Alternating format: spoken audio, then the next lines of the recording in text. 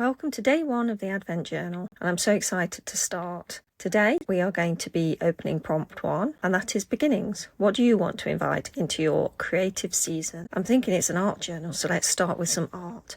And I'm picking out this little bookmark that I made out of some watercolour paper, and I've cracked open my watercolour paints. These are Winsor & Newton. I'm just adding a little bit of water onto those. I'm picking some pretty sunny type colours because I'm going to be doing a sunrise. I'm thinking new beginnings, let's make a nice sunrise. I'm adding a little bit of paint onto my wet watercolour paper, and I'm going to go in with these lovely sunrise colours, and I'm going to allow them to merge together and just move gently down the page to make sure that they blend nicely.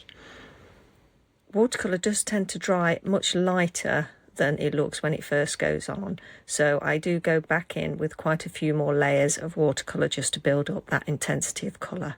I also go in with tissue to remove some of the paint, and that leaves some whiter areas that look like clouds. I love these shades of red and orange and yellow, and I think they look absolutely gorgeous together. Back in there with the orange, and that makes it really nice and intense.